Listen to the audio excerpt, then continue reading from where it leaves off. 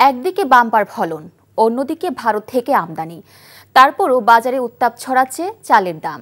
১০০ টাকা কম বেশিতে বিক্রি হচ্ছে সবজি, পেঁয়াজ, ডিম, ডালের দামও বেশ ঊর্ধ্বমুখী। এমন বাস্তবতায় ভোক্তারা বলছেন চরম মূল্যস্ফীতি মধ্যবিত্ত থেকে নিম্নবিত্তে নামিয়েছে তাদের।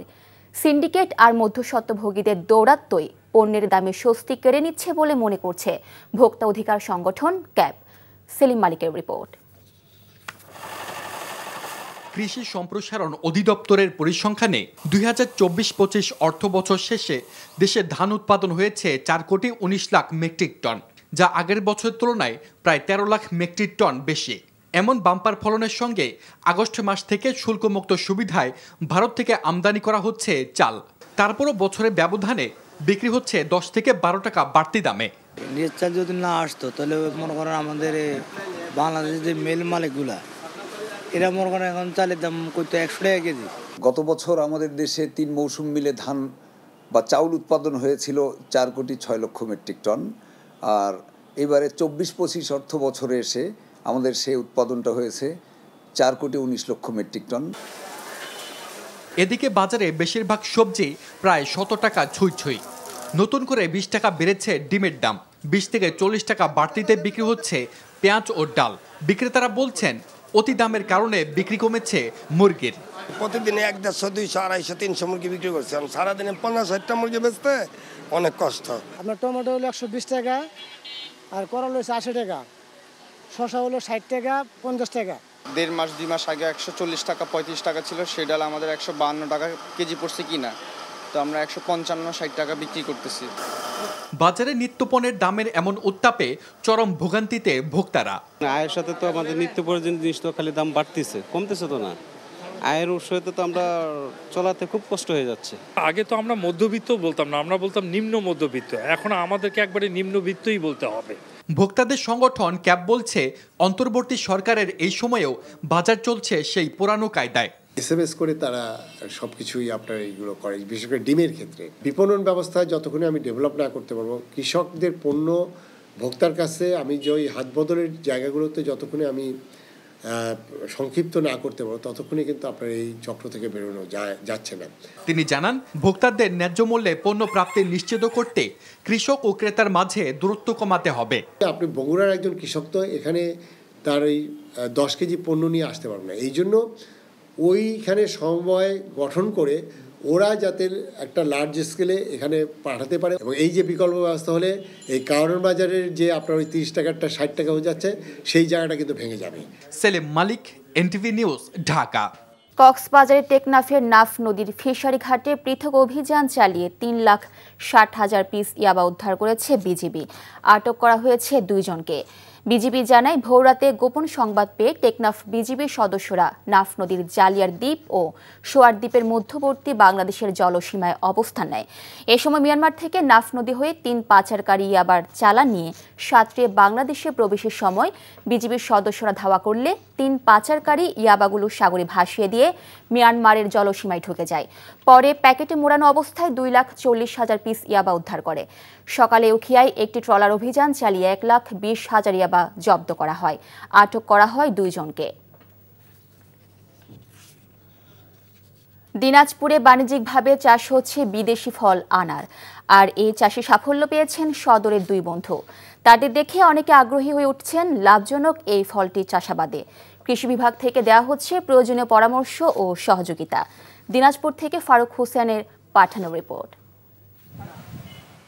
বিদেশি এই ফলটি দেশে ব্যাপক চাহিদা রয়েছে। বিশেষ করে ভিটামিন সি ও অ্যান্টিঅক্সিডেন্ট সমৃদ্ধ এই ফলটি অস্ট্রেলিয়া, ভারত, পাকিস্তান সহ বিশ্বের বিভিন্ন দেশ থেকে আমদানি করতে হয়। বিদেশি এই ফলটি এখন দেশে ব্যাপক হারে চাষ হচ্ছে। বিশেষ করে দিনাজপুরে বাণিজ্যিকভাবে শুরু হয়েছে চাষ। সদর উপজেলা রানীগঞ্জে 7 বিঘা জমির উপর বাগান তৈরি করেছেন নাদিম ও মনিরুজ্জামান চৌধুরী নামে 2 বন্ধু। ভারতের এনসিটি ভাগরা জাতের আনার দেশে এনে চাষ শুরু করেন। এখন বাগানে ঝুরে আছে থোকায় থোকায় আনার। ইতিমধ্যে বিক্রি শুরু হয়ে গেছে। কোয়ালিটি ইন্ডিয়ান আনারের মতে কোনো অংশে কম নেই এবং আশাবাদী আমরা আশা করছি যে নতুন নতুন উদ্যোক্তা যদি এটাতে এগিয়ে আসেন। আনারের বাগান দেখে অনেকেই আগ্রহী উঠছেন। এই দেখেই আমি আমার আগ্রহ আছে যে আমি এইভাবে একটা আনার বাগান করার ইচ্ছুক আমারও। প্রয়োজনীয় পরামর্শ ও সহযোগিতার কথা জানান এই কৃষি কর্মকর্তা। দিনাজপুরের আবহাওয়া, মাটি, এখানে এই ফলটি উৎপাদনের সহায়ক হিসেবে আমরা দেখছি যে এখানে উৎপাদন হচ্ছে, ফল ধরেছে। সেক্ষেত্রে প্রমাণিত যে দিনাজপুরের মাটিতে এই ফলটি চাষাবাদ সম্ভব। দিনাজপুরের মতো সারা দেশে আনার চাষাবাদ হলে আমদানি নির্ভরতা কমবে বলে মনে করছেন কৃষি কর্মকর্তারা। NTV news desk. তরুণরা সক্রিয় থাকলে দেশের কোনো সমস্যাই আর অমীমাংসিত থাকতে পারে না বলে মন্তব্য করেছেন অন্তর্বর্তীকালীন সরকারের প্রধান উপদেষ্টা অধ্যাপক মোহাম্মদ ইউনূস। এলজিআরডি মন্ত্রণালয় আয়োজিত ইয়ুথ ভলান্টিয়ার অ্যাওয়ার্ড 2025 প্রদান অনুষ্ঠানে তিনি এমন মন্তব্য করেন। প্রধান উপদেষ্টার তেজগাঁও কার্যালয়ে অনুষ্ঠিত এই অনুষ্ঠানে 12 জন তরুণ স্বেচ্ছাসেবীর হাতে পুরস্কার তুলে দেন প্রধান উপদেষ্টা। স্বাস্থ্য, শিক্ষা ও পরিবেশগত দুর্যোগের সময় স্বেচ্ছাসেবী হিসেবে বিশেষ অবদান রাখা তাদেরকে এই পুরস্কার দেওয়া হয়। 2024 জুলাই আন্দোলনে তরুণদের ভূমিকার কথা উল্লেখ করে ডক্টর মোহাম্মদ ইউনূস বলেন, তরুণরা উদ্যমী হলে তাদেরকে কোনোভাবেই ঠেকিয়ে রাখা সম্ভব নয়। স্বেচ্ছাসেবীদের কাজের পথ কোনোভাবেই মসৃণ নয় বলেও জানান তিনি। বলেন, তাদেরকে সময়, অর্থ ও মানসিক চাপের বহুবিধ চ্যালেঞ্জ মোকাবিলা করতে হয়। আমি যুব সমাজের প্রত্যেক সদস্যকে আহ্বান জানাই, তোমাদের মেধা, শক্তি ও সৃজনশীলতা দিয়ে সমাজের এবং দেশের উন্নয়নে ভূমিকা রাখো। তোমাদের সাফল্য কেবল ব্যক্তিগত অর্জনে সীমাবদ্ধ না রেখে অন্যদের জন্য অনুকরণীয় দৃষ্টান্ত করো।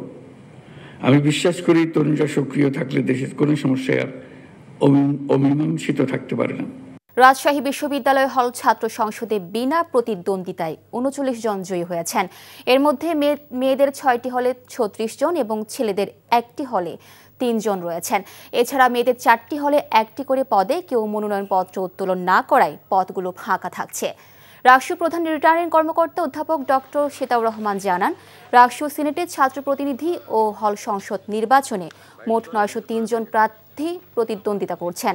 প্রার্থীদের মধ্যে কেন্দ্রীয় সংসদে 248 জন, সিনেটের ছাত্র প্রতিনিধি নির্বাচনে 58 জন ও 17টি আবাসিক হলে 597 জন রয়েছেন। রাষ্ট্রতে মোট ভোটার 28,905 জন। রাষ্ট্রতে ভিপি পদে 18 জন, জিএস পদে 14 জন ও এজিএস পদে 16 জন প্রার্থী প্রতিদ্বন্দ্বিতা করছেন। আগামী 25 সেপ্টেম্বর নির্বাচন অনুষ্ঠিত হবে। 30 বছর পর নাটোর শহরের বুক চিরে প্রবাহিত একমাত্র নদ নারদ নদের বর্জ্য অপসারণ শুরু করেছে স্থানীয় প্রশাসন। মূলত জেলা প্রশাসনের উদ্যোগে পৌর কর্তৃপক্ষের সহযোগিতায় শুরু হয় এ অভিযান। এর ফলে নারদে সৃষ্টি হয়েছে পানি প্রবাহ। শহরবাসীর মাঝে ফিরেছে কিছুটা স্বস্তি। তবে নদের উভয় তীর দখল করে গড়ে ওঠা অবৈধ স্থাপনা উচ্ছেদে একই ধরনের ভূমিকা নেবে প্রশাসন, এ দাবি শহরবাসীর। নাটোর থেকে হালিম খানের পাঠানো রিপোর্ট। এই নারদ নদীর তীরে গড়ে উঠে আজকের নাটোর শহর বড় হয়েছে অনেক গুণ, কিন্তু ছোট হয়েছে নারদ।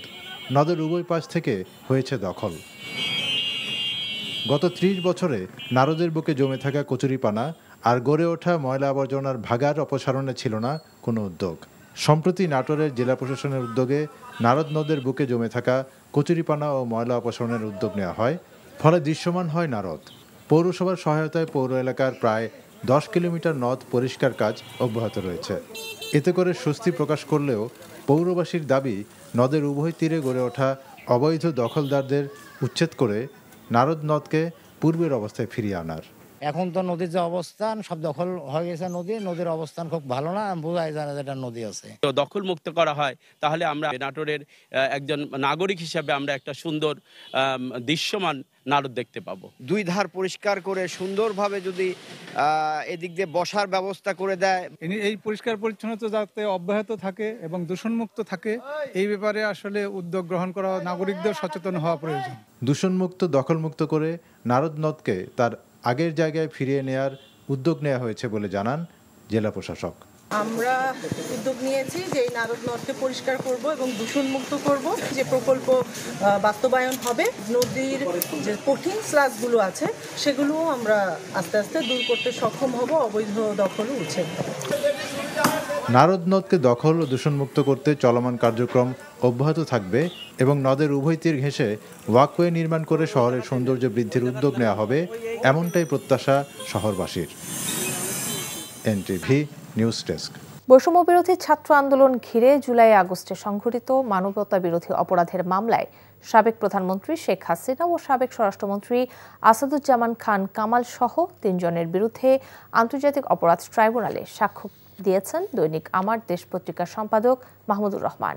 বিচারপতি মোহাম্মদ গোলাম মর্তুজা মজুমদারের নেতৃত্বাধীন আন্তর্জাতিক অপরাধ ট্রাইব্যুনাল ১-এ তার সাক্ষ্য গ্রহণ করা হয়। গত ৯ সেপ্টেম্বর ১৪তম দিনের মতো এ মামলায় ৬ জন সাক্ষ্য দিয়েছেন। ফলে এখন পর্যন্ত এ মামলায় মোট ৪৫ জনের সাক্ষ্য গ্রহণ করেছে আন্তর্জাতিক অপরাধ ট্রাইব্যুনাল। গত ১০ জুলাই ছাত্র জনতার গণ অভ্যুত্থানের সময় সংঘটিত মানবতা বিরোধী অপরাধের দায় স্বীকার করেন সাবেক পুলিশ মহাপরিদর্শক চৌধুরী আবদুল্লাহ আল মামুন। ওই দিন তিনি আন্তর্জাতিক অপরাধ ট্রাইব্যুনালকে বলেন, জুলাই আগস্টে আন্দোলন চলাকালে যাদের নামে হত্যা গণহত্যা সংগঠনের অভিযোগ আনা হয়েছে তা সত্য। এদিকে আশুলিয়ায় ৬ জনের লাশ পোড়ানো সহ ৭ জনকে হত্যা মামলায় প্রথম দিনের সাক্ষ্য গ্রহণ শুরু হয়েছে। মাহমুদুর রহমান সাহেব বাংলাদেশে ফ্যাসিজম কায়েম করা হয়েছিল সেই প্রসঙ্গে তিনি সাক্ষী ইতিমধ্যে দিয়েছেন। কিভাবে বিচার প্রক্রিয়াটাকে একটা তামাশায় পরিণত করা হয়েছিল এই সব প্রসঙ্গে তিনি সাক্ষ্য প্রদান করেছেন ইতিমধ্যে। তার সাক্ষ্য গ্রহণ শেষ হওয়ার পরে আমরা আশা করছি আর ২-১ জন সাক্ষ্য প্রদান করার মাধ্যমে এই মামলার সাক্ষ্য গ্রহণ সমাপ্ত হবে এবং সাক্ষ্য গ্রহণ সমাপ্ত হলে বিচারের যে নিয়মতান্ত্রিক যে প্রক্রিয়া আছে সেই প্রক্রিয়ায় বিচারটি সমাপ্তির দিকে ধাবিত হবে। জনগণের কাছ থেকে ম্যান্ডেট না নিয়ে ক্ষমতায় গেলে গণতন্ত্র বিপদগ্রস্ত হবে বলে মন্তব্য করেছেন বিএনপির স্থায়ী কমিটির সদস্য আমির খসরু মাহমুদ চৌধুরী। দুপুরে রাজধানীর দক্ষিণখানে প্রতিবন্ধী প্রবক্তার শীর্ষক মতবিনিময় অনুষ্ঠান শেষে সাংবাদিকদের কাছে তিনি এমন মন্তব্য করেন। খসরু বলেন, সংসদ নির্বাচন যত বিলম্ব হবে দেশ তত বিপদে পড়বে। দেশের মানুষের হাতে ক্ষমতা ফিরিয়ে দিতে বিএনপি কাজ করছে বলেও জানান তিনি।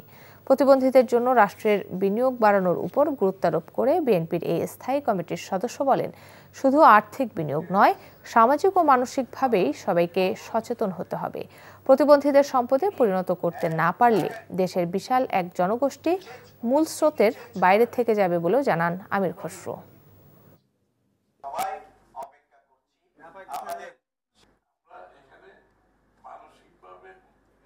জনগণের কাছে গিয়ে আগামী নির্বাচনে ম্যান্ডেট নিয়ে আপনারা যে যা চান সেটা করতে পারবে। আমাদেরকে তো জনগণের কাছে যেতে হবে, ম্যান্ডেট নিতে হবে, সবাইকে নিতে হবে। সুতরাং জনগণের কাছে না গিয়ে আমরা যে এখানে আবার আগের মতো ওই মানে গণতন্ত্র যদি বলতে বোঝায় সেটা হচ্ছে গণতন্ত্রের সমর্থন নিয়ে আপনাকে পরিবর্তন করতে হবে। জনগণের সমর্থন ব্যতীত প্রত্যেকটি দলের তো চাহিদা থাকতেই পারে, সেটার একমাত্র পথ হচ্ছে নির্বাচনে গিয়ে জনগণের ম্যান্ডেট নিয়ে পরিবর্তন করা যেতে পারে। এর বাইরে কিছু করতে গেলে সেটা গণতন্ত্রকে বাধাগ্রস্ত করবে। চট্টগ্রাম বিশ্ববিদ্যালয়ে কেন্দ্রীয় ছাত্র সংসদ চাকসু নির্বাচনের মনোনয়নপত্র বিতরণ চলছে। শিক্ষার্থীদের নানা সুযোগ সুবিধা নিয়ে কাজ করার আগ্রহের কথা জানাচ্ছেন প্রার্থীরা। পাশাপাশি সুষ্ঠুভাবে নির্বাচন সম্পন্ন করতে প্রয়োজনীয় উদ্যোগ নেওয়া হচ্ছে বলে জানিয়েছেন নির্বাচন পরিচালনা কমিটি। চট্টগ্রাম থেকে শামসুল হক হায়দরির পাঠানো রিপোর্ট, ক্যামেরায় ছিলেন এনামুল হক। প্রায় ৩৬ বছর পর অনুষ্ঠিত হতে যাচ্ছে চট্টগ্রাম বিশ্ববিদ্যালয় কেন্দ্রীয় ছাত্র সংসদ চাকসু নির্বাচন। চাকসু ভবনের দোতলায় নির্বাচন কমিশন কার্যালয় থেকে প্রতিদিন মনোনয়নপত্র বিতরণ করা হচ্ছে, যা চলবে মঙ্গলবার পর্যন্ত। দীর্ঘ ৩৬ বছর পর যখন চাকসু হচ্ছে তখন আমি চিন্তা করছি যে এটাই হচ্ছে যে সুযোগ খেলোয়াড়দের জন্য আরো ভালোভাবে কাজ করে। আমরা সমাজতান্ত্রিক ছাত্রফ্রন্ট, বাংলাদেশ ছাত্র ইউনিয়ন যৌথভাবে এই চাকসু নির্বাচনকে কেন্দ্র করে আমরা একটা প্যানেল করেছি। আমাদের প্যানেলের নাম দ্রোহ পর্ষদ। আমার ইচ্ছে আছে যে আমি শিক্ষার্থীর জন্য কাজ করব এবং শিক্ষার্থী বান্ধব যত কাজ আছে সবই কাজে আমি করতে প্রস্তুত। আগামী ১২ অক্টোবর ভোট গ্রহণ সামনে রেখে প্রয়োজনীয় প্রস্তুতি নেওয়া হয়েছে বলে জানিয়েছে নির্বাচন পরিচালনা কমিটি। এর মধ্যে ২টি বিশ্ববিদ্যালয়ে নির্বাচন হয়ে গেছে। আমাদের এখানে একটু পরে হওয়াতে আমরা একটা অ্যাডভান্টেজ পেলাম, সেটি হলো যে ওখানকার কিছু কিছু বিষয় আমরা এখানে দেখতে পেয়েছি কি কি বিষয়ে আমাদেরকে অ্যাড্রেস করতে হবে। আমরা ক্যাম্পাসকে নিরাপত্তার চাদরে ঢেকে রাখবো। ১৯৬৬ সালে প্রতিষ্ঠিত চট্টগ্রাম বিশ্ববিদ্যালয়ে প্রথম চাকসু নির্বাচন অনুষ্ঠিত হয় ১৯৭০ সালে। এরপর সর্বশেষ নির্বাচন অনুষ্ঠিত হয় ১৯৯০ সালের ৮ ফেব্রুয়ারি। দীর্ঘ বিরতির পর এই নির্বাচন নিয়ে শিক্ষার্থীদের মাঝে ব্যাপক আগ্রহ তৈরি হয়েছে। NTV news desk. চাকসু নির্বাচনের ফলাফল ঘোষণার পর নবনির্বাচিতরা দায়িত্ব বুঝে নেওয়ার আগে জোরে সোরে চলছে জাকসু ভবনের সংস্কার ও ধোয়া মোছার কাজ। সকালে জাহাঙ্গীরনগর বিশ্ববিদ্যালয়ের জাকসু ভবনে গিয়ে দেখা যায় পুরাতন ভবন ঘষে মেজে চলছে চকচকে করা ও বৈদ্যুতিক সংযোগ দেওয়ার কাজ। আগামী বুধবার শপথ গ্রহণের পর জাকসু ভবন থেকেই শিক্ষার্থীদের অধিকার আদায়ের নেতৃত্ব দেবেন নবনির্বাচিত নেতারা। অন্যদিকে টানা 4 দিন বন্ধ থাকার পর আজ খুলেছে বিশ্ববিদ্যালয়। চলছে একাডেমিক ও প্রশাসনিক কার্যক্রম। চট্টগ্রাম বন্দরের বিভিন্ন সেবার শুল্ক বৃদ্ধি পেয়েছে। এ সংক্রান্ত সরকারের গ্যাজেট প্রকাশিত হওয়ার পর গড়ে 41% বেড়ে দাঁড়িয়েছে বন্দরের সেবা মূল্য। চট্টগ্রাম বন্দর কর্তৃপক্ষ জানিয়েছে ট্যারিফ বৃদ্ধি আজ থেকে কার্যকর হয়েছে। চট্টগ্রাম বন্দরের সচিব ওমর ফারুক জানান, বর্ধিত মাসুল আদায় কার্যকর হয়েছে, গড়ে 41% ট্যারিফ বেড়েছে। নতুন মাসুল কার্যকরের পর বন্দরের আয় বাড়বে প্রায় 41%। 39 বছর পর বন্দরের ট্যারিফ পুনর্নির্ধারণ হয়েছে বলে জানান তিনি। বন্দরের chairman rear admiral SM. Moniruzzaman স্বাক্ষরিত গ্যাজেট শনিবার প্রকাশিত হয়। লেনদেনের অনেক ডিজিটাল মাধ্যম থাকার পরও ব্যাংকিং খাতে প্রতি বছর 10% হারে নগদ অর্থের চাহিদা বাড়ছে উল্লেখ করে বাংলাদেশ ব্যাংকের governor doctor Ahsan H Mansur বলেছেন, এর পরিমাণ কমিয়ে এনে ক্যাশলেস সোসাইটি প্রতিষ্ঠায় কাজ করছে সরকার। সকালে রাজধানীর একটি হোটেলে আয়োজিত এক সেমিনারে এসব কথা বলেন তিনি। সেমিনারে ব্যাংকিং খাতের দেশি বিদেশি অংশীজনরা ডিজিটাল পেমেন্ট সিস্টেম নিয়ে নিজেদের অভিজ্ঞতা ও ভবিষ্যৎ কর্মপরিকল্পনা তুলে ধরেন। গভর্নর বলেন, বাংলাদেশে ডিজিটাল ব্যাংকিংয়ের প্রয়োজনীয়তা দিন দিন বাড়ছে। এজন্য ক্যাশলেস লেনদেনে সবার জন্য কিউআর কোড চালু করতে যাচ্ছে বাংলাদেশ ব্যাংক। ট্রেড লাইসেন্স নেয়ার ক্ষেত্রেও আগামীতে কিউআর কোড আবশ্যক করার প্রক্রিয়া চলমান আছে বলে উল্লেখ করেন তিনি। আহসান এইচ মনসুর বলেন, লেনদেন আরও অত্যাধুনিক ও সহজ করা সহ নগদ অর্থ ব্যবস্থাপনার খরচ কমিয়ে আনতে এমন উদ্যোগ নেওয়া হয়েছে। সব মিলিয়ে এই ইন্টারঅপারেবল সিস্টেমটা আমাদের ক্যাশলেস সোসাইটির দিকে এগিয়ে যেতে ব্যাপকভাবে সহায়ক হবে বলে আমরা মনে করি যে বাংলাদেশ ব্যাংক, গেটস ফাউন্ডেশন এবং মোজালুক ফাউন্ডেশনের সাথে যোগাযোগের মাধ্যমে আমাদের এখানকার আমাদের অভ্যন্তরীণ যে ক্যাপাসিটি আছে প্রাইভেট সেক্টরে এবং বাংলাদেশ ব্যাংকে, সেটাকে ব্যবহার করে আমরা খুব দ্রুত সময়ের মধ্যেই এই ইন্টারঅপারেবল সিস্টেমটাকে বাংলাদেশে চালু করতে পারবো। ফরিদপুরের ভাঙ্গায় সংসদীয় আসনের সীমানা পুনর্বিন্যাস এবং গতরাতে পুলিশের করা মামলার প্রতিবাদে ভাঙ্গা উপজেলা নির্বাহী কর্মকর্তার কার্যালয়ে ভাঙ্গা থানায় হামলা চালিয়ে ব্যাপক ভাঙচুর করা হয়েছে। এ সময় আগুন ধরিয়ে দেওয়া হয়েছে নির্বাচন কমিশন অফিস এবং ভাঙ্গা অফিসার্স ক্লাবে। বন্ধ হয়ে যায় ঢাকার সাথে দক্ষিণ পশ্চিমাঞ্চলের 21টি জেলার যোগাযোগ ব্যবস্থা। এ সময় সাংবাদিকরা তাদের দায়িত্ব পালন করতে গেলে তাদেরকেও বাধা দেওয়া হয়। আহত হয় বেশ কয়েকজন। ফরিদপুর থেকে সঞ্জীব দাসের পাঠানো রিপোর্ট। এটা কিন্তু কোনো অবস্থায় বরদাস্ত করা হবে না। আমরা আইন প্রয়োগের মাধ্যমে এটা করব। স্বরাষ্ট্র উপদেষ্টার এমন হুঁশিয়ারিতেও শান্ত হয়নি ফরিদপুরের পরিস্থিতি। সংসদীয় আসনের সীমানা পুনর্বিন্যাস বাতিলের দাবি তো ছিলই, সেই সাথে যোগ হয়েছে পুলিশের করা মামলা। প্রতিবাদে উত্তাল ফরিদপুর। বিক্ষোভকারীরা ভাঙ্গা উপজেলা নির্বাহী কর্মকর্তার কার্যালয় ও ভাঙ্গা থানায় হামলা চালিয়ে ব্যাপক ভাঙচুর করেন। থানা ঘেরাও করে পুলিশের একাধিক গাড়ি ভাঙচুর, একটি গাড়িতে আগুন ধরিয়ে দেয় বিক্ষোভকারীরা। আগুন ধরিয়ে দেয়া হয় নির্বাচন কমিশন কার্যালয় ও অফিসার্স ক্লাবেও। এ সময় বন্ধ হয়ে যায় ঢাকার সাথে দক্ষিণ পশ্চিমাঞ্চলের 21 জেলার যোগাযোগ ব্যবস্থা। স্বরাষ্ট্রমন্ত্রীর কাছে দাবি, আমার এই 2 ইউনিয়ন আমার এই ভাঙ্গা থানায় ফেরত দিতে হবে। হামিদদি আর আলগিস 2 ইউনিয়ন গাড়িটা নগরকান্দা বাদ দেয়া সালতায় নিছে। সালতা যাইতে আমাদের খরচ হয় নরমালে 200 টাকা। ব্রিটিশ আমল থেকে আমাদের ভাঙ্গা থানায় জড়িত আমরা কেন যাবো এখানে? আমাদের দাবি যদি না মানে আমরা রাস্তাঘাট, মহাসড়ক, ট্রেন স্টেশন সবই বন্ধ করে দেব। বিক্ষোভকারীদের তাণ্ডব থামাতে পুলিশের একটি দল এগিয়ে গেলে তারাও জনতার ধাওয়ার মুখে পড়ে আশ্রয় নেয় মসজিদে। এটা অ্যাম্বুলেন্স, এটা অ্যাডিশনাল ডিআইজিসের জিপ এবং জল কামানের গাড়ি, এছাড়া আমাদের অফিসারদের নিচে রাখা 8টা মোটরসাইকেল, 8-9টা মোটরসাইকেল এবং আমাদের একটা আলামতে আগুন ধরিয়ে দেয় একটা প্রাইভেটে। তখন আমরা উপরে সবাই আটকে থাকি। সংসদীয় আসন পুনর্বিন্যাসের গেজেটে ফরিদপুর 4 আসন থেকে ভাঙ্গার আলগি ও হামিদদি ইউনিয়নকে ফরিদপুর 2 আসনের সঙ্গে যুক্ত করা হয়। এরই প্রতিবাদে গেজেট প্রকাশের পর থেকেই গত 5 দিন মহাসড়ক ও রেলপথ অবরোধ করে রাখে স্থানীয়রা। এদিকে বিলুপ্ত সংসদীয় আসন পুনর্বহালের দাবিতে বাগেরহাটের পূর্ব ঘোষিত আগামী 2 দিনের অর্ধ দিবসের হরতাল কর্মসূচি প্রত্যাহার করা হয়েছে।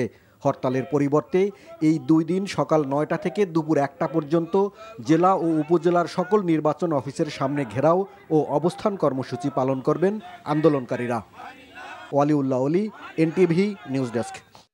ছাত্র সংসদ নির্বাচনে জিতলেই জাতীয় নির্বাচনে তার প্রভাব থাকবে এমনটা দেখা যায় না বলে মন্তব্য করেছেন বিএনপির আন্তর্জাতিক বিষয়ক সম্পাদক হুমায়ুন কবির। দুপুরে যুক্তরাজ্য থেকে সিলেট ওসমানী আন্তর্জাতিক বিমানবন্দরে পৌঁছান হুমায়ুন কবির। এ সময় পাকিস্তানের উদাহরণ দিয়ে তিনি বলেন, সেখানেও ছাত্র শিবিরের মতো এক দল বিভিন্ন ছাত্র সংসদ নির্বাচনে জয় পায়, তবে জাতীয় নির্বাচনে তাদের কোনো খবর থাকে না। এ সময় বিমানবন্দরে স্থানীয় বিএনপি, ছাত্রদল এবং যুব দলের নেতাকর্মীরা তাকে স্বাগত জানান। চাঁদপুরের মতলব উত্তর উপজেলার সুজাতপুর ডিগ্রি কলেজে নবীনবরণ এবং কৃতি শিক্ষার্থীদের সংবর্ধনা প্রদান করা হয়েছে। অনুষ্ঠানে প্রধান অতিথি হিসেবে বক্তব্য রাখেন বিএনপি চেয়ারপারসন উপদেষ্টা এবং কলেজের সভাপতি আলহাজ অ্যাডভোকেট মোহাম্মদ বোরহান উদ্দিন। সুজাতপুর ডিগ্রি কলেজের অধ্যক্ষ মোহাম্মদ মাসুদ পারভেজের সভাপতিতে অনুষ্ঠানে শহীদ জিয়া ডিগ্রি কলেজের প্রতিষ্ঠাতা AKM মোয়াজ্জেম হোসেন, চাঁদপুর জেলা বিএনপির সহসভাপতি MA শুকুর পাটোয়ারি উপস্থিত ছিলেন। কুমিল্লায় মা-মেয়ে হত্যাকাণ্ডের ঘটনায় গ্রেফতারকৃত আসামি মোবারক হোসেনের শাস্তির দাবিতে বিক্ষোভ করেছে কুমিল্লা বিশ্ববিদ্যালয়ের শিক্ষার্থীরা। দুপুরে বিশ্ববিদ্যালয়ের শিক্ষার্থী নগরীর কান্দিরপাড় পুবালী চত্বর থেকে বিক্ষোভ মিছিল শুরু করে। পরে মিছিলটি প্রধান সড়ক প্রদক্ষিণ করে আদালত প্রাঙ্গণে গিয়ে শেষ হয়। সেখানে তারা মানববন্ধন কর্মসূচি পালন করেন। গত 7 সেপ্টেম্বর রাতে নগরীর কালিয়াজুরি এলাকা থেকে তাহমিনা বেগম এবং তার মেয়ে কুমিল্লা বিশ্ববিদ্যালয়ের লোক প্রশাসন বিভাগের শিক্ষার্থী সুমায়া আফরিনের মরদেহ উদ্ধার করে পুলিশ। চট্টগ্রামের ফটিকছড়ি ডাক বাংলো মিলনায়তনে মতবিনিময় সভা অনুষ্ঠিত হয়েছে। দুপুরে আয়োজিত সভায় বক্তব্য রাখেন ফটিকছড়ি প্রেস ক্লাবের প্রবাসী সদস্য এবং এনটিভির মক্কা প্রতিনিধি কামাল পারভেজ অভি। সভা শেষে এনটিভি মক্কা প্রতিনিধি কামাল পারভেজ অভিকে সম্মাননা স্মারক প্রদান করা হয়। জাতীয় সংসদের উচ্চ ও নিম্নকক্ষে সংখ্যানুপাতিক অর্থাৎ পিআর পদ্ধতিতে নির্বাচনের দাবিতে বিক্ষোভ মিছিল এবং সমাবেশের নতুন কর্মসূচি ঘোষণা করেছে জামায়াতে ইসলামী সহ 3টি ইসলামপন্থী রাজনৈতিক দল। রাজধানীতে পৃথক সংবাদ সম্মেলনে নতুন এই কর্মসূচির ঘোষণা দেয় দলগুলো। জুলাই সনদের আইনি ভিত্তি নিশ্চিত করে পিআর পদ্ধতিতে নির্বাচন দিতে হবে বলে হুঁশিয়ারি দেন তারা। জুবায়ের প্রধানের রিপোর্ট। জাতীয় সংসদ নির্বাচন যতই ঘনিয়ে আসছে ততই পিআর পদ্ধতি ও জুলাই সনদের ভিত্তিতে নির্বাচন আয়োজনের দাবিকে আরও জোরালোভাবে তুলে ধরছে জামায়াত ইসলামী সহ ইসলামিক দলগুলো। কর্তৃত্ববাদী শাসন। রাজধানীর মগবাজারে আলফালা মিলনায়তনে করা এক সংবাদ সম্মেলনে নতুন কর্মসূচি ঘোষণা করে জামায়াতে ইসলামী। পিআর পদ্ধতিতে নির্বাচন সহ 5 দফা দাবিতে 18 সেপ্টেম্বর ঢাকায় বিক্ষোভ মিছিল ও সমাবেশ করবে দলটি। 19 এবং 26 সেপ্টেম্বর সারা দেশে বিক্ষোভ মিছিলের আয়োজনও থাকবে জামাতের। জুলাই জাতীয় সনদের ভিত্তিতে আগামী ফেব্রুয়ারিতে নির্বাচন আয়োজন করা। 2 আগামী জাতীয় নির্বাচনে উভয় পক্ষে পিআর পদ্ধতি চালু করা, সকলের জন্য লেভেল প্লেইং ফিল্ড নিশ্চিত করা। 4 ফ্যাসিস্ট সরকারের সকল জুলুম, নির্যাতন, গণহত্যা ও দুর্নীতির বিচার দৃশ্যমান করা। 5 স্বৈরাচারের দোষক জাতীয় পার্টি ও 14 দলের কার্যক্রম নিষিদ্ধ করা। একই দাবিতে পুরানা পল্টন কার্যালয়ে পৃথক সংবাদ সম্মেলন করে একই কর্মসূচি ঘোষণা করে ইসলামী আন্দোলন বাংলাদেশ। আমরা মনে করি যে কোনো গণ অভ্যুত্থানের সার্বভৌম এখতিয়ার থাকে, সেই ক্ষমতাও এখতিয়ার বলে জুলাই সনদকে এই আমূলেই বাস্তবায়ন করতে হবে এবং তারই ভিত্তিতে জাতীয় নির্বাচন আয়োজন করতে হবে। অতএব দ্রুত সাংবিধানিক আদেশ বা গণভোটের মাধ্যমে জুলাই জাতীয় সনদকে আইনসম্মত করতে হবে। এদিকে অন্য আরেকটি সংবাদ সম্মেলন থেকে খেলাফতে মজলিস নেতারা বলেছেন, আওয়ামী ফ্যাসিবাদের দোসরদের রাজনৈতিক কর্মসূচি স্থগিত করে নির্বাচনের অযোগ্য ঘোষণা করতে হবে। জুবায়ের প্রধান, এনটিভি নিউজ, ঢাকা। বাংলাদেশে নির্বাচিত সরকারের সাথে কাজ করার জন্য অপেক্ষায় আছে ইউরোপীয় ইউনিয়ন। দুপুরে রাজধানীর ফরেন সার্ভিস একাডেমিতে এক মত বিনিময় অনুষ্ঠানে বাংলাদেশে নিযুক্ত ইউরোপীয় ইউনিয়নের রাষ্ট্রদূত মাইকেল মিলার একথা বলেন। বক্তব্যে তিনি বলেন, বাংলাদেশের গণতান্ত্রিক উত্তরণের জন্য সংস্কার সম্পন্ন করা জরুরি। আগামী বছর নির্বাচনের মাধ্যমে নির্বাচিত সরকার দেশ পরিচালনার দায়িত্ব নেবে, আর নতুন সরকারের সঙ্গে কাজ করার অপেক্ষায় রয়েছে ইউরোপীয় ইউনিয়ন। একটি অবাধ ও সুষ্ঠু নির্বাচন অনুষ্ঠানে অন্তর্বর্তী সরকারকে সব ধরনের সহযোগিতা অব্যাহত রাখতে ইউরোপীয় ইউনিয়ন বদ্ধপরিকর বলেও জানান তিনি। ইইউ সব সময় বাংলাদেশ থেকে বৈধ অভিবাসন প্রত্যাশা করে। উল্লেখ করে মাইকেল মিলার বলেন, বাংলাদেশ থেকে দক্ষ শ্রমিক পাঠানোর বিপুল সম্ভাবনা রয়েছে। রোহিঙ্গা সমস্যা সমাধানে ইইউ তার সহযোগিতা অব্যাহত রাখবে বলেও জানান মাইকেল মিলার। জেমকন গ্রুপের প্রধান নির্বাহী কর্মকর্তা কাজী আনিস আহমেদ ও তার ভাই কাজী ইনান আহমেদের বিরুদ্ধে ১১৩ কোটি টাকা অবৈধ সম্পদ অর্জনের অভিযোগে মামলা করেছে দুর্নীতি দমন কমিশন দুদক। রাজধানীর সেগুনবাগিচায় দুদক কার্যালয়ে ব্রিফিংয়ে সংস্থাটির মহাপরিচালক আক্তার হোসেন এই তথ্য জানান। বলেন, তাদের বিরুদ্ধে ২৪টি ব্যাংক হিসেবে প্রায় ১৫৪ কোটি টাকার অস্বাভাবিক লেনদেনের প্রমাণ পাওয়া গেছে। ২ আসামির বিরুদ্ধে দুদক আইন এবং মানি লন্ডারিং প্রতিরোধ আইনের ধারায় অভিযোগ এনে পৃথক 2টি মামলা দায়ের করা হয়েছে।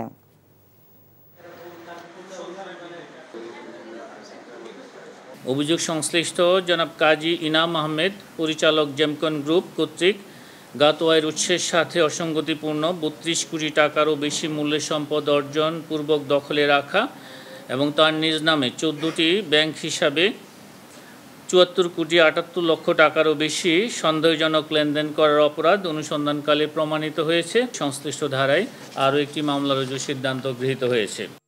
রাজশাহী বিশ্ববিদ্যালয় হল ছাত্র সংসদ নির্বাচনে বিনা প্রতিদ্বন্দ্বিতায় নির্বাচিত হয়েছেন ৪২ প্রার্থী। এর মধ্যে মেয়েদের ৬টি হলেই রয়েছেন ৩৬ জন। এছাড়া মেয়েদের 4টি হলে একটি করে পদে কেউ মনোনয়নপত্র উত্তোলন করেনি। দীর্ঘ প্রায় ৩৫ বছর পর অনুষ্ঠিত হতে যাওয়া রাকসু নির্বাচনে ছাত্রীদের অংশগ্রহণের এই অনাগ্রহে উদ্বিগ্ন প্রার্থীরা।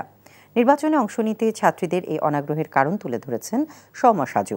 ক্যামেরায় ছিলেন শরীফুজ্জামান রয়েল। এবারের রাকসু নির্বাচনে ২৮,৯০৫ জন ভোটারের মধ্যে ছাত্রী সংখ্যা ১১,৩০৫, যা মোট ভোটারের প্রায় ৪০%। রাকসু সিনেটে ছাত্র প্রতিনিধি ও 17টি হল সংসদে যেখানে ৯০৩ জন প্রার্থী প্রতিদ্বন্দ্বিতা করছেন, সেখানে বিনা প্রতিদ্বন্দ্বিতায় ৩৬ জন ছাত্রী নির্বাচিত হয়েছেন এবং প্রার্থী না থাকায় 4টি পদ শূন্যই থাকছে। ২১ শতকে এসেও যে যদি নারী নেতৃত্ব সামনে না আসে, তাহলে একটা দেশের পরিবর্তনটা মূলত কিভাবে হবে? নারী প্রার্থীরা যারা আছে তারা লাইমলাইটে আসার পর কি পরিমাণ তাদের আসলে সাইবার বুলিংয়ের শিকার হতে হয় এবং মিডিয়া ট্রায়ালের শিকার হতে হয় তা আমরা দেখেছি। যে সাইবার বুলিংয়ের শিকার হয়েছে, দেখাচ্ছে অনেকের মেসেঞ্জার, ফেসবুকে থ্রেটের মতো আননোন বিভিন্ন আইডি দিয়ে SMS এসেছে, যার কারণে কিন্তু তারা ভীত শঙ্কিত হয়ে অনেকে দেখা যাচ্ছে মনোনয়নপত্র তুলেছে কিন্তু জমা দেয়নি। আমাদের উদ্যোগ থাকবে যে একটা হেল্পলাইন আমরা চালু করব, যে হেল্পলাইনে তারা তাৎক্ষণিক অভিযোগ জানালে তাৎক্ষণিক একটা রেসপন্স পাবে। ছাত্রীদের নিরাপত্তায় সাইবার বুলিং নিয়ন্ত্রণে প্রশাসনের উদ্যোগ যথেষ্ট নয় বলে দাবি করেছেন রাকসুতে প্রতিদ্বন্দ্বিতাকারী ছাত্রদল ও ছাত্র শিবিরের জিএস প্রার্থীরা। নারী শিক্ষার্থীদের যে বুলিং এবং সাইবার বুলিং এবং বডি শেমিংয়ের যারা নোংরা অশ্রাব্য ভাষায় যে গালাগালি করে, সেই সব শিক্ষার্থী, সেই সব বট আইডির বিরুদ্ধে বিশ্ববিদ্যালয় প্রশাসন ব্যবস্থা নেয়। প্রোগ্রেসিভ হতে হবে, যাতে নারী শিক্ষার্থী সহ প্রার্থী বা ভোটার যারা রয়েছে তাদের সাইবার বুলিং এবং হ্যারাসমেন্টের শিকার যাতে না হতে হয়। নির্বাচন কমিশন আসলে কি ব্যবস্থাগুলো নিচ্ছে, কি পদক্ষেপ গ্রহণ করছে, কি নীতিমালা গ্রহণ করছে, এটা যদি আমাদের সামনে উপস্থাপন করা হয় তাহলে আমরা আরেকটু নিরাপদ বোধ করব। তবে এই অভিযোগ মানতে রাজি নন রাকসু নির্বাচনের প্রধান রিটার্নিং কর্মকর্তা। আমরা এরকম সিদ্ধান্ত গ্রহণ করেছি, যদি এর পরও কোনো গ্রুপ থেকে এরকম সাইবার বুলিং থাকে আমাদের কাছে সুনির্দিষ্টভাবে লিখিতভাবে অভিযোগ করলে আমরা এগুলো বন্ধ করার ব্যবস্থা করব। রাজশাহী বিশ্ববিদ্যালয় কেন্দ্রীয় ছাত্র সংসদ ও সিনেট মিলিয়ে 19টি পদে প্রতিদ্বন্দ্বিতা করছেন 32 জন ছাত্রী। অন্যদিকে ছাত্রী হলগুলোতে 15টি পদে প্রতিদ্বন্দ্বিতা নেমেছেন 217 জন। Soumya Saju, NTV news, Rajshahi. ডেঙ্গুতে আক্রান্ত হয়ে সবশেষ 24 ঘন্টায় সারা দেশে আরও 5 জনের মৃত্যু হয়েছে। এ নিয়ে চলতি বছরে ডেঙ্গুতে মোট মৃতের সংখ্যা দাঁড়ালো 155 জনে। এ সময় দেশের বিভিন্ন হাসপাতালে ভর্তি হয়েছেন আরও 636 জন। এ নিয়ে চলতি বছরের 15 সেপ্টেম্বর পর্যন্ত ডেঙ্গুতে মোট আক্রান্ত হয়ে হাসপাতালে চিকিৎসা নিয়েছেন 38,527 জন। এর মধ্যে 60.2% পুরুষ ও 39.8% নারী। সোমবার স্বাস্থ্য অধিদপ্তরের নিয়ন্ত্রণ কক্ষ থেকে পাঠানো প্রতিবেদনে এসব তথ্য জানানো হয়। গণ অধিকার পরিষদের সভাপতি নুরুল হক নূর ঢাকা মেডিকেল কলেজ হাসপাতাল থেকে বাসায় ফিরেছেন। সোমবার বিকেল 4:30টার দিকে তিনি হাসপাতাল ছাড়েন। ঢাকা মেডিকেল কলেজের পরিচালক ব্রিগেডিয়ার জেনারেল মোহাম্মদ আসাদুজ্জামান বিষয়টি নিশ্চিত করে জানান, শারীরিক অবস্থার উন্নতি হওয়ায় হাসপাতাল থেকে নুরুল হক নূরকে ছাড়পত্র দেওয়া হয়েছে। এর আগে গত 29 অগস্ট রাতে বিজয়নগরে জাতীয় পার্টির নেতাকর্মীদের সঙ্গে গণ অধিকার পরিষদের কর্মীদের সংঘর্ষের জেরে মারাত্মক আহত হন নূর। ফরিদপুর 4 ও ফরিদপুর 5 সংসদীয় আসন পুনর্বহাল চেয়ে হাইকোর্টে রিট দায়ের করা হয়েছে। ফরিদপুর 4 সংসদীয় আসনের আগামী সংসদ নির্বাচনে মনোনয়ন প্রত্যাশী বিএনপি চেয়ারপারসনের উপদেষ্টা জহিরুল হক শাহজাদা মিয়া সহ 16 জন ভোটারের পক্ষে সুপ্রিম কোর্টের আইনজীবী ব্যারিস্টার মোহাম্মদ হুমায়ুন কবির পল্লব রিটটি দায়ের করেন। আজ বিচারপতি মোহাম্মদ মুজিবুর রহমান মিয়া এবং বিশ্বজিৎ দেবনাথের দ্বৈত বেঞ্চের অনুমতি নিয়ে রিটটি দায়ের করা হয়। আগামী ত্রয়োদশ সংসদ নির্বাচনের চূড়ান্ত সীমানা নির্ধারণ করে নির্বাচন কমিশনের প্রজ্ঞাপন জারির পর থেকে দেশের বিভিন্ন স্থানে প্রতিবাদ বিক্ষোভ প্রদর্শন করছেন নির্বাচনী এলাকার নাগরিকেরা। প্রজ্ঞাপনে চর ভদ্রাসন এবং সদরপুর তথা ভাঙ্গা উপজেলার একটি অংশকে নিয়ে ফরিদপুর 4 সংসদীয় আসনের সীমানা নির্ধারণ করে। একই সাথে ভাঙ্গা উপজেলা থেকে আলগি এবং হামিরদি ইউনিয়ন দুটিকে বিচ্ছিন্ন করে পার্শ্ববর্তী সংসদীয় আসন ফরিদপুর 2 এর সাথে সংযুক্ত করা হয়।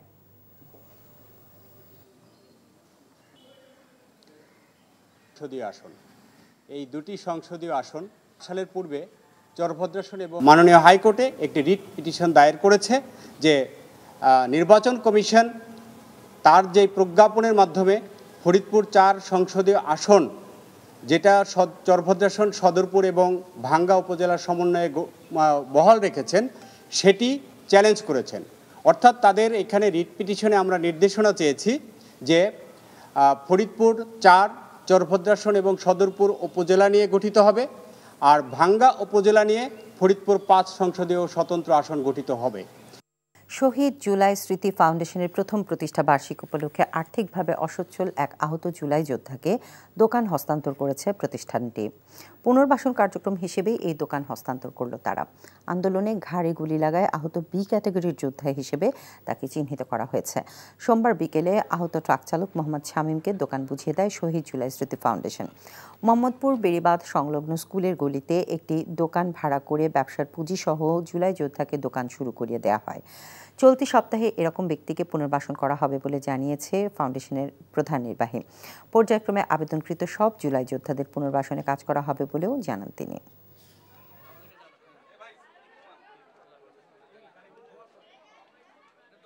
আজকের থেকে পুনর্বাসন যে কার্যক্রম, সেই কার্যক্রম শুরু করার মাধ্যমে আমাদের 1 বছরের যে যাত্রাটি সেটি উদযাপন করছি। এবং আজকে আপনারা দেখেছেন যে আমরা একজন আহত ব্যক্তিকে আমরা তার পুনর্বাসন করানোর জন্য আমরা স্টেপ শুরু করেছি এবং এই একজনের মাধ্যমে আমাদের পুনর্বাসন কার্যক্রম সেটি আজকে থেকে অফিসিয়ালি শুরু হচ্ছে। এই সপ্তাহটা চলছে, এই সপ্তাহান্তের মধ্যে আমরা হয়তো 6টি পরিবারকে পুনর্বাসিত করতে পারবো। আমাদের কাছে যেই ফর্ম ফিল আপ করছেন পুনর্বাসনের জন্য 4,500 এর মতো ওনারা অলরেডি আমাদের কাছে ফর্ম ফিল আপ করেছে। একটা ক্রনোলজির মাধ্যমে যাদের আগে দরকার, যারা সবচেয়ে বেশি মার্জিনাল অবস্থায় আছেন, তাদের দিকে ফোকাস করি আমরা এই প্রজেক্টটাকে চালানো শুরু করেছি।